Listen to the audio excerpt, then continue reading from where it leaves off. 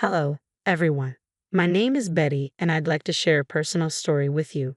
My mother-in-law, Madison, wasn't always the superficial and self-centered person she appears to be today. According to my husband, Edward, her transformation occurred later in life. Edward grew up in humble circumstances. His world changed drastically when he lost his father at the age of 5, leaving Madison to become the sole provider. Despite the challenges, she rose to the occasion, ensuring they had a stable, albeit modest, life. This resilience makes her current behavior even more striking. Through sheer determination and brilliance, Edward earned a full scholarship to medical school and eventually became a respected doctor. Despite his professional success, he remains grounded, a trait I deeply admire. However, Madison's lifestyle shifted dramatically after Edward's career took off. She embraced luxury, a far cry from the humble life they once shared. To give some context about myself, I am not currently employed, though I will explain why later. However, this does not mean I am financially unstable or reliant on others. Unfortunately, my first meeting with Madison got off to a rocky start due to her harsh misjudgment of my appearance and demeanor. When we met, her reaction was anything but welcoming. "Edward, is this the girl you've been excited about?" she questioned, scrutinizing me. "She looks so ordinary and unremarkable. Why her? Does she even work?" In that moment, Madison unfairly branded me as a potential gold digger, assuming I had ulterior motives for being with Edward. Her comments cut deeply, creating a tense dynamic from the start. Despite Edward's efforts to defend me, the encounter escalated into a heated argument. Eventually, we left, and during the drive home, Edward apologized for his mother's behavior. He admitted she had overstepped her boundaries and tried to reassure me. "She's changed," Edward explained. "She's not the person she used to be. Please don't take her words to heart." Although his words were comforting, the thought of maintaining a relationship with Madison felt daunting. However, as Edward's only remaining parent, I knew cutting ties completely wasn't a practical solution. "I'm not asking you to be friends with her," Edward said gently, "but could you try to be civil?" Reluctantly, I agreed to be respectful, though I doubted Madison would return the favor. "Don't worry, Betty," he reassured me. "If she steps out of line again, we'll reassess how we handle things. I love my mom, but I love you too, and I won't let her mistreat you." Even with Edward's support, I remained uneasy about my relationship with Madison. 4 years later, Edward and I got married in a simple courthouse ceremony, largely due to financial constraints. Edward was still supporting Madison, sending her a significant portion of his income each month for so-called emergencies. This practice continued after our marriage, putting the strain on our own finances. I never interfered with Edward's decision to support his mother, believing it was his right and responsibility.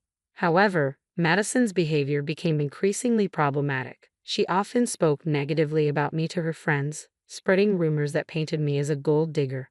At first, I tried to ignore the slander, but it began to damage my reputation. Despite Edward's best efforts to mediate, Madison remained cold and distrustful. She was convinced I wasn't a suitable match for her son and treated me with disdain and suspicion. The ongoing tension made me question how long we could sustain this fragile family dynamic. Then, one day, Edward shared unexpected news. Madison wanted to invite me to a small gathering she was planning. Given her clear dislike for me, I was skeptical of her sudden change of heart. Edward, however, reassured me. "She wants to make amends," he said confidently. "She's trying to turn over a new leaf." Although I harbored doubts about Madison's intentions, I decided to give her the benefit of the doubt. Edward was hopeful this could be a step toward repairing our strained relationship, and I wanted to approach the situation with an open mind. As the party date approached, I waited for more details from Madison with a mixture of eagerness and apprehension. Then the next day, Madison sent me a text. Assuming she was confirming the invitation, I opened it with cautious optimism. Her message began with a casual mention of the venue, a renowned 5-star hotel that was the talk of the town. She described the glamorous event she was hosting for 21 guests, proudly detailing how fabulous it would be.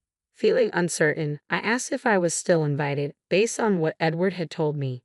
Madison's response left me stunned. With an air of arrogance, she clarified that I was not invited. She emphasized the exclusivity of the event, the prestige of her guests, and her family's supposed wealth, making it clear that I wasn't part of her plans. I was humiliated and confused. Edward had been so sure she was extending an olive branch, yet here I was, excluded and belittled. Though hurt, I knew I had to maintain my composure. I calmly responded to Madison, explaining the misunderstanding, but her reply was patronizing. She suggested I couldn't possibly comprehend the complexities of organizing an event of such high caliber. Faced with her disdain, I chose to preserve my dignity, acknowledging her message without engaging further. After Madison's dismissive reply, I made it clear I had no interest in attending the gathering where I wasn't welcome. Rather than soften her tone, Madison doubled down, flaunting her supposed status and exclusivity. Though I felt a strong urge to respond in anger, I decided against it. Instead, I chose not to share the upsetting exchange with Edward and waited for the day of the party to pass. On the day of the event, Madison, seemingly oblivious to the emotional toll her words had caused, sent me a photo of herself and her friends dressed in lavish designer outfits. She later posted boastful updates on social media, highlighting the elegance of their evening. I ignored it all, focusing on my work and patiently waiting to see how things would unfold. About 2 hours later, I received an unexpected call from my father, which brought a surprising twist to the story.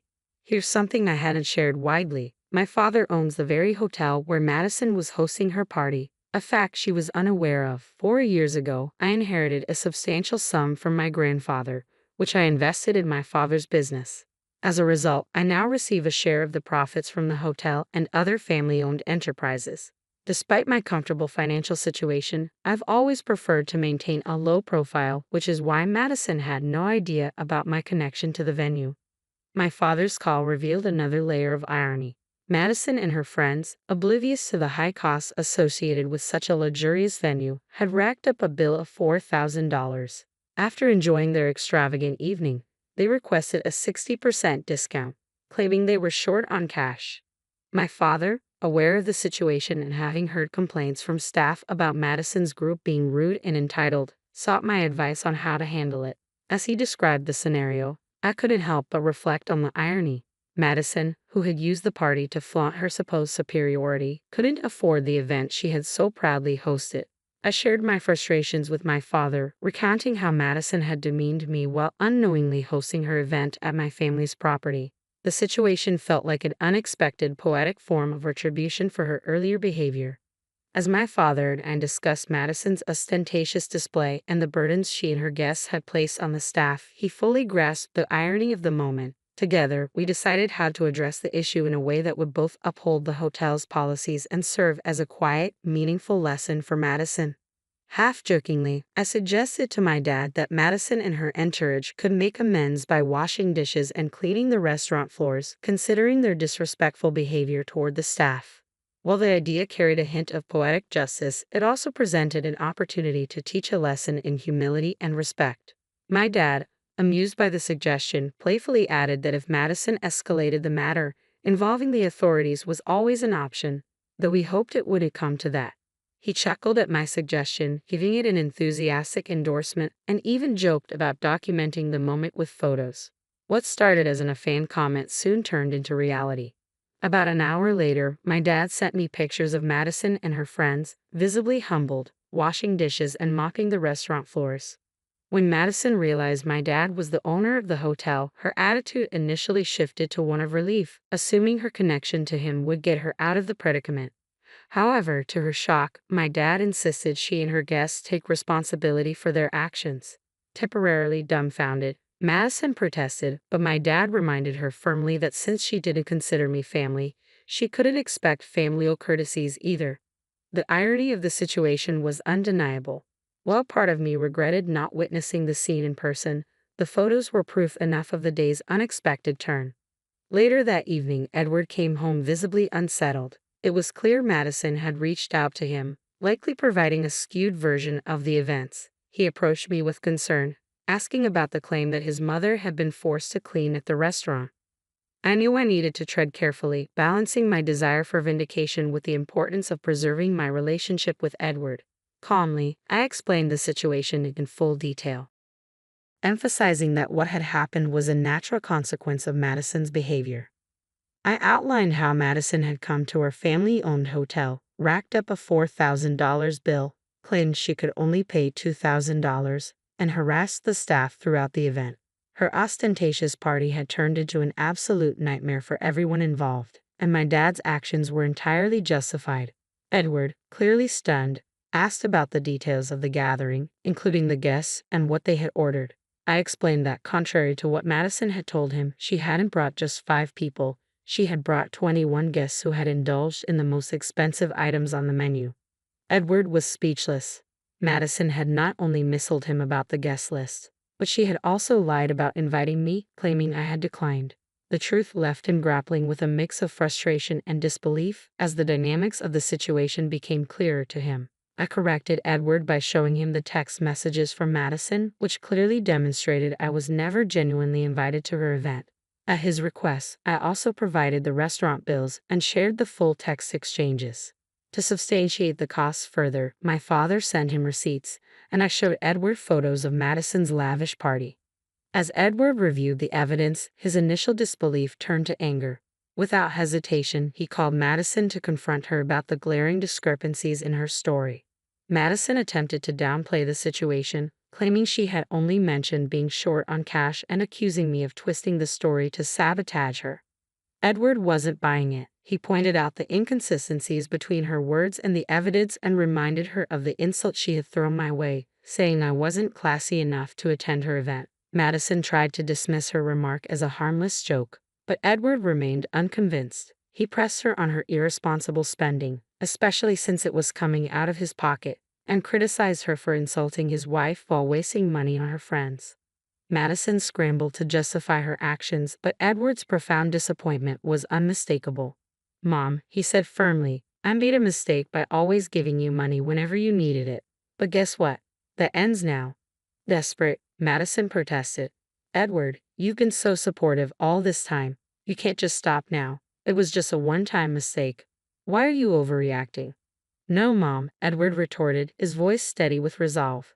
"This isn't just a one-time mistake. If you can't even consider my wife as family, then I don't want anything to do with you. I always hoped you'd change your attitude, but you haven't. I'm not going to keep funding your lifestyle while you insult my wife and call her classless. This ends now." Edward didn't wait for a response. He hung up, blocked her number, and turned to me, his demeanor softening. He apologized profusely for ducking me initially and for not understanding the full extent of the situation sooner. I forgave him, appreciating that he had stood up for me when it mattered most. We had a serious discussion about Madison and decided that, for now, it was best to distance ourselves from her. Edward, though wealthy, remained humble and found his mother's behavior unacceptable. I agreed wholeheartedly, feeling both validated and relieved by his unwavering support. Together, we resolved to remove the negativity she brought into our lives. A few days later, the gravity of her actions began to dawn on Madison. Realizing she might have irreparably harmed her relationship with Edward, she panicked. However, the decision had been made. For us, it marked a new beginning, free from the strain and tension her presence had caused. With Edward ceasing financial support, Madison's lifestyle changed drastically. Accustomed to a high-end existence funded largely by Edward's generosity, she suddenly struggled to maintain her standard of living. Despite having a job, her earnings were insufficient to cover the opulent expenses she was used to. She eventually had to terminate her lease on her condo and move into a modest one-bedroom apartment, where budgeting for basic necessities became her new reality. Madison frequently emailed us about her financial difficulties, downplaying her past behavior and accusing us of overreacting. It was clear she wasn't ready to fully acknowledge her role in the estrangement. Meanwhile, Edward redirected his financial support toward my father's business, investing in the expansion of his hotel and restaurant ventures. We had aspirations to grow the business into larger cities, though those plans are still in the early stages. Amid these changes, life brought us unexpected joy. I discovered I was pregnant. Edward and I are thrilled and have been busy preparing for our new arrival. With a baby on the way, I'm relieved that our child will be shielded from the negativity Madison once brought into our lives. Should Madison ever wish to be part of our child's life, I am determined to ensure she does not impart any harmful influences. For now, we are focused on welcoming our child into a loving and stable environment, free from shallow or disruptive behavior. We appreciate any well wishes as we embark on this exciting journey of parenthood, determined to provide the best for our child.